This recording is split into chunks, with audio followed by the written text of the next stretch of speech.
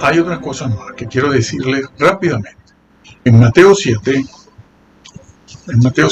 ahora lo voy a mencionar y ya lo explicaré en el próximo, que esto se ha alargado muchísimo.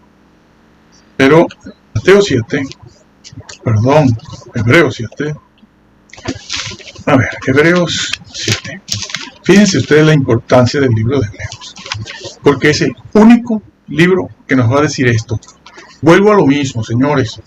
El único libro que dice esto es el libro de Hebreos, en el capítulo 7. Va a hablar de dos cosas. Va a hablar de la salvación, va a hablar de la función sacerdotal de Jesús. Vamos a ver cómo lo hace.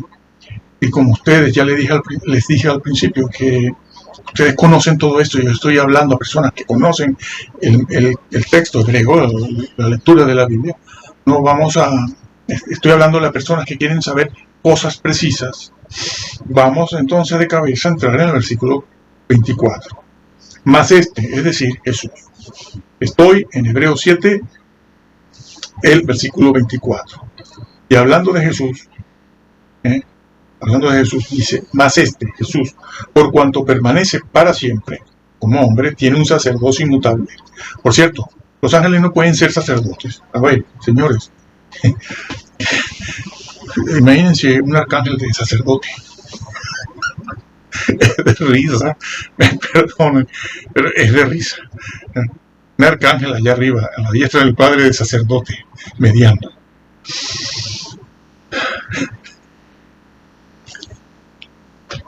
Dice, más por cuanto permanece para siempre como hombre, claro, a diferencia de los sacerdotes del Antiguo Testamento, que no permanecían para siempre porque morían, porque eran personas, eran mortales, que es lo que ha dicho en los versículos anteriores. Repito, más por cuanto permanece para siempre, Jesús tiene un sacerdocio inmutable. Inmutable es el único lugar de todo el Nuevo Testamento donde aparece ese vocablo. El único lugar, no hay otro. Bueno, tienen que irse al griego clásico del tiempo de Jesús, claro, allí se hablaba griego clásico. El koiné. El koiné, se lo pronuncio así porque ustedes lo conocen así. En clase no, en clase lo tienen que entonces tienen que irse al griego clásico. A lo mejor Plutarco, ¿no? Lo usa, ese mismo vocablo, inmutable, sacerdocio inmutable, puede usarse con trasfondo jurídico, un carácter jurídico, sí, legal, para términos legales, o hablando de en una conversación o en algo que está relacionado con lo legal, ¿no? El Código Civil o las leyes civiles, ¿no? Ese término.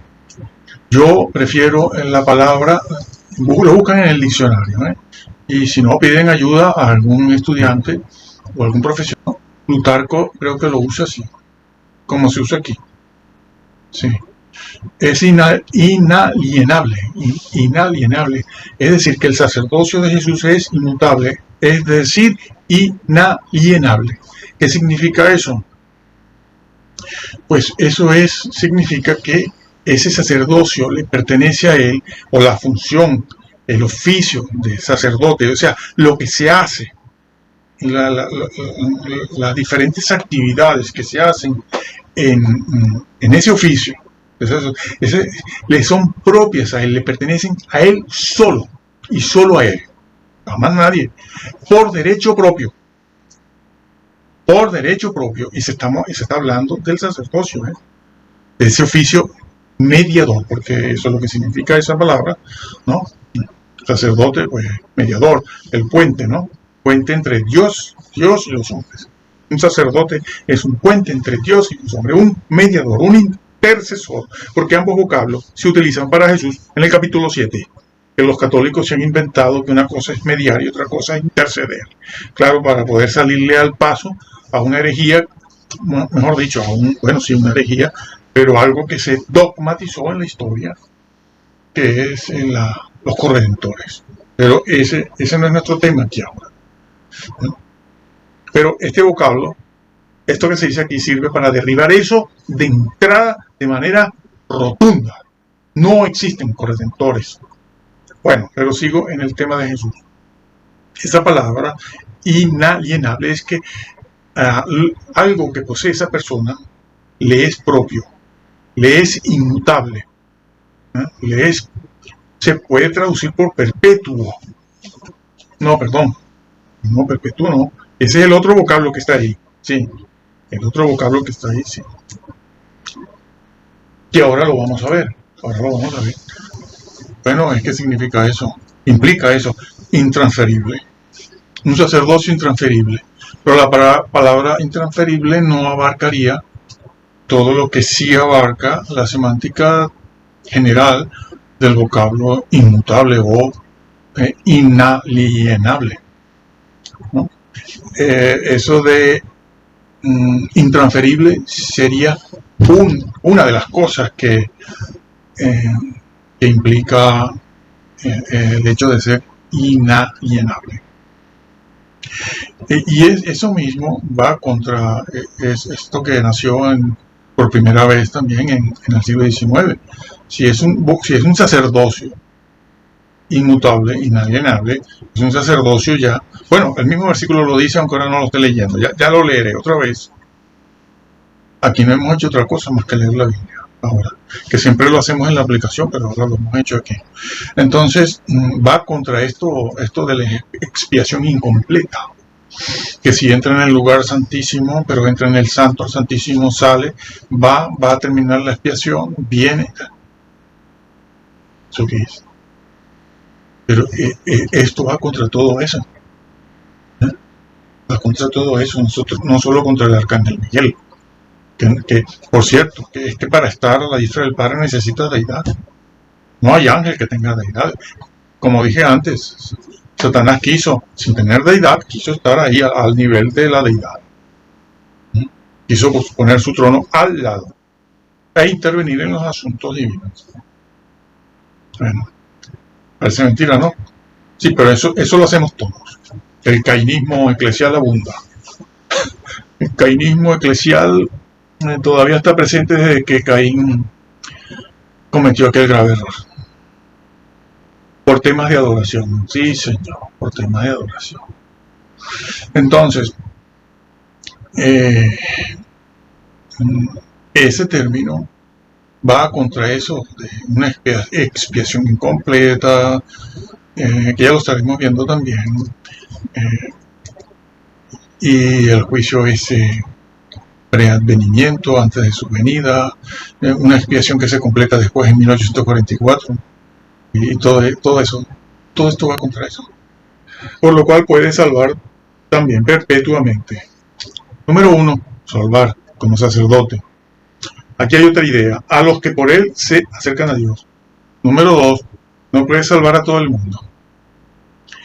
Es a una clase de creyentes a los que salvan.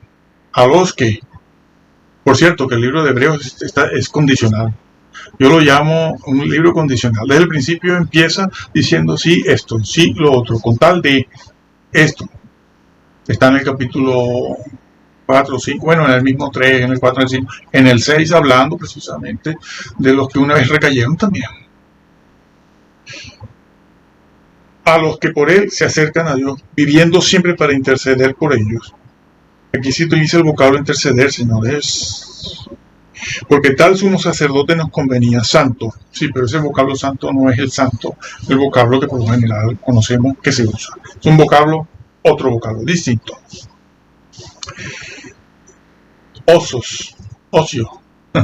Ocio de Córdoba. Bueno, por lo cual también puede salvar perpetuamente.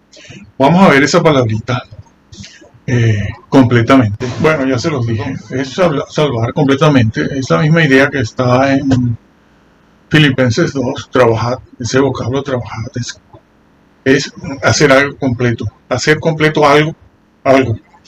Un trabajo completo. Este vocablo, perpetuamente, tampoco está en el Nuevo Testamento. Es el único sitio, es el único lugar donde lo encontramos. Bueno, pues se van a Plutarco también. Pueden averiguar bien en algún este término griego, porque no está en el Nuevo Testamento. Es el único sitio donde se usa perpetuamente. Es salvar completamente, es decir, bueno, es que la frase está hecha, ¿no? Perpetuar la especie. Es decir, bueno, me valgo de eso. Sí, sí, perpetuar es una frase hecha, conocida en muchos países, no sé si todos, pero existe en otros idiomas también. La especie hay que perpetuarla. ¿Qué quiere decir eso? Hay que extenderla. Esa es la idea de este vocal. Y está acompañada de un complemento directo. Esto es un verbo que tiene un complemento directo. ¿Qué o qué cosa se, bueno, sí. ¿Qué o qué cosa se perpetúa? Salvación. Es un verbo transitivo y significa eso, prolongar algo. Eso lo vimos en Primera de Pedro, entre los versículos 5 al 7 al 8, cuando dice para alcanzar salvación, cuando aquello se puso en el 2018-19, se hizo ese estudio para ustedes y para otros. Algunos lo agradecieron, porque se fueron al griego y vieron que es verdad, que eso está allí así. Dice que sois guardados por el poder de Dios para alcanzar salvación. Allí está esa misma idea también, para alcanzar, para la salvación. Porque ese vocablo en el griego no está, pero hay que ponerlo. Hay que ponerlo. Es decir, la salvación, bueno, es que el versículo que continúa lo dice. La salvación que está preparada para ustedes en aquel día. Claro, pero has de alcanzarla. Tú la tienes, pero has de alcanzarla. Y aquí está diciéndose con ese vocablo lo mismo. Dice, lo releo otra vez.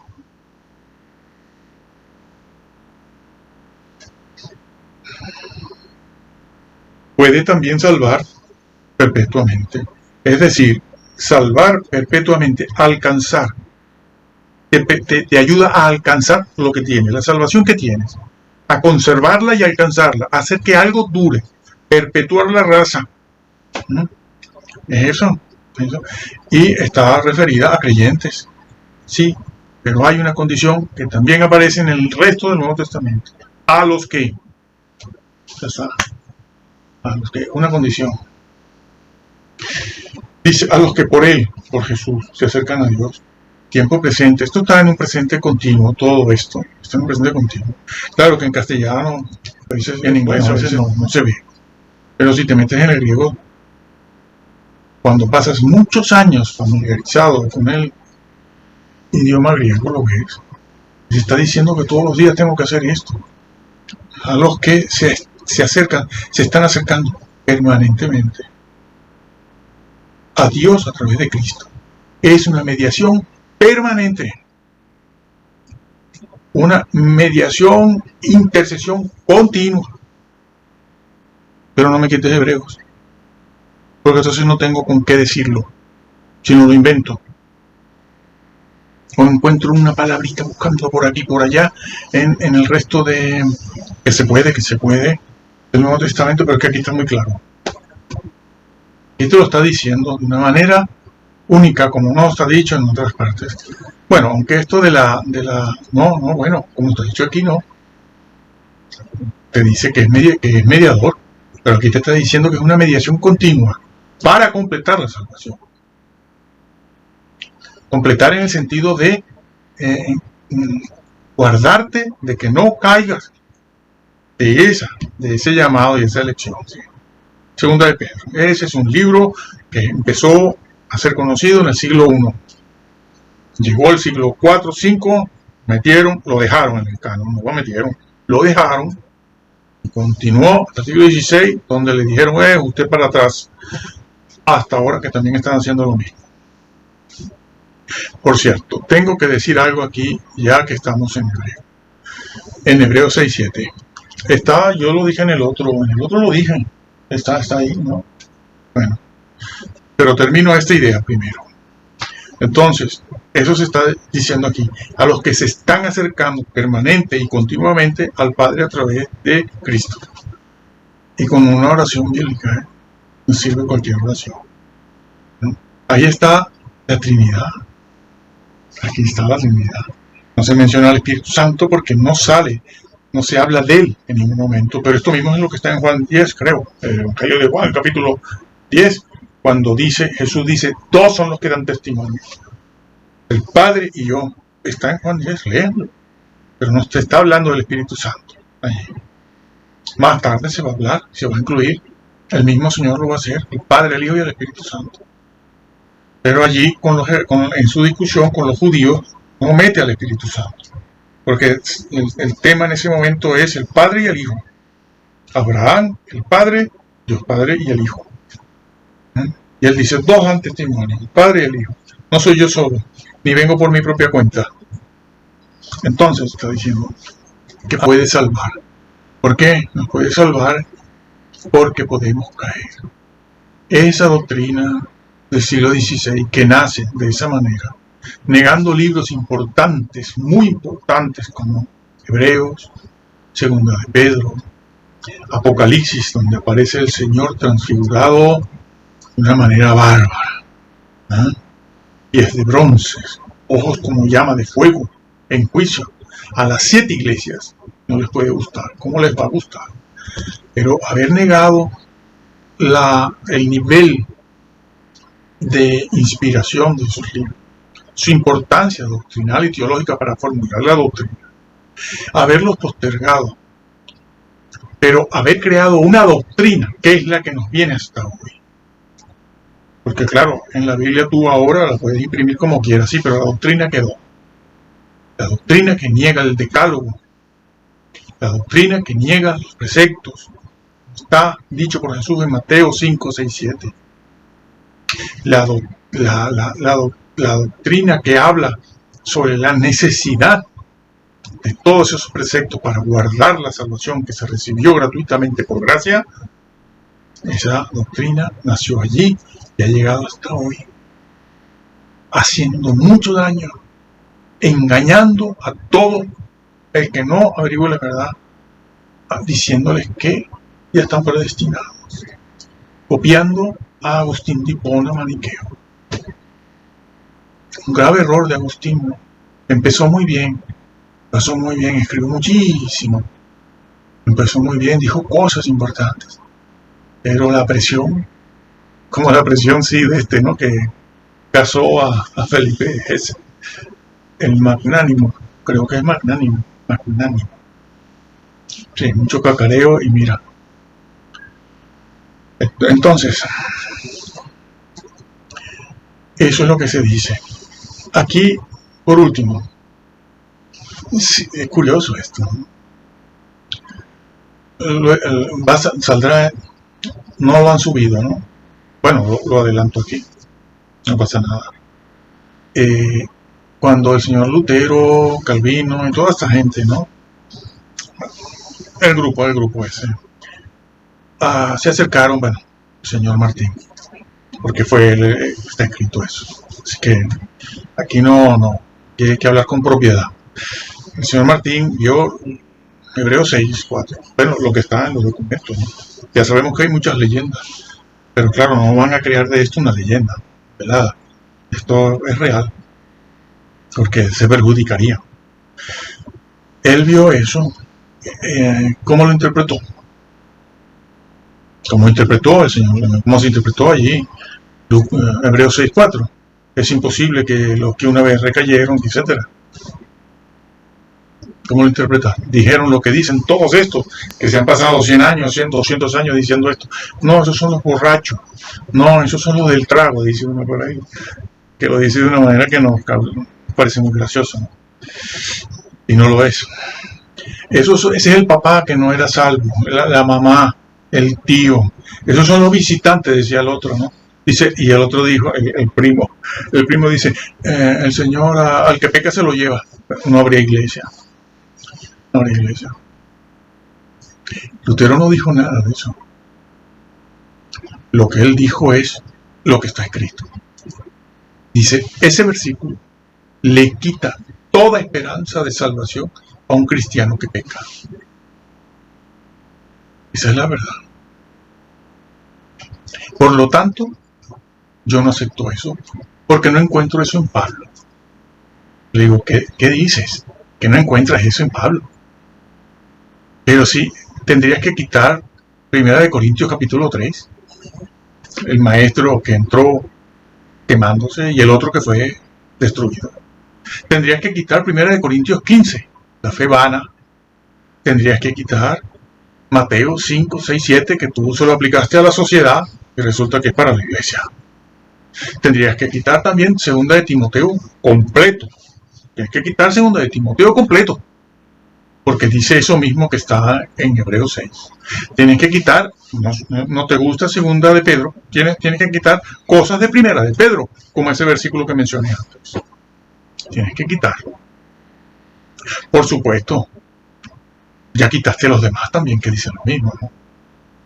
Quitaste 2 Pedro, quitaste Apocalipsis, porque Apocalipsis todo es al que venciere, al que venciere. Lo borro del libro de la vida, lo borro. Este señor de allá, de habla inglesa, dice, ahí no dice eso que dice. Y le creen. Bueno, hay intereses económicos escondidos ahí y cosas. No es mi tema. Yo me guío por la Biblia y lo que nos interesa. Lo demás se hacen responsables todos ustedes por seguir a quienes no tenían que seguir. A nosotros no nos pueden seguir tampoco porque yo no doy ni mi iglesia, ni mi denominación. El que quiera ver alguna otra cosa lo tiene en el currículum ahí. Nada. Cada quien, nosotros tenemos que decirles la verdad y ustedes corregir. Entonces, el señor Lutero no dijo nada de eso. Eso lo han dicho ahora. Y esa es la razón por la que él contrapuso, ¿no? Encontró un choque entre Romanos 3:28 y Hebreos, bueno, entre Romanos 3 y otros capítulos, sí, no solo Romanos 3, pero es lo más conocido y lo que dijo.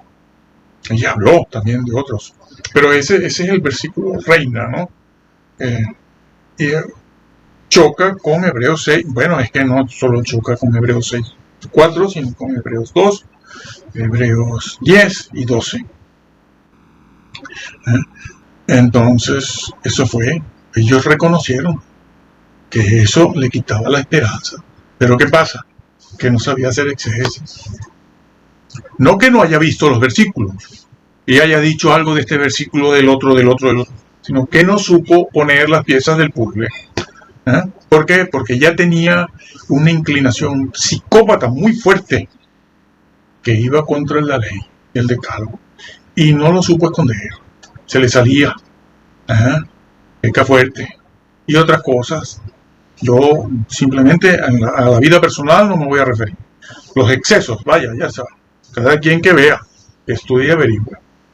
Pero eso te dice el problema que había. No soportaba eso. No soportaba el decálogo de la ley.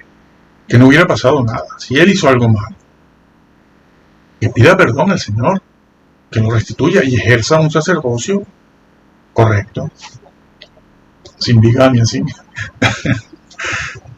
bigamia, y otras cosas.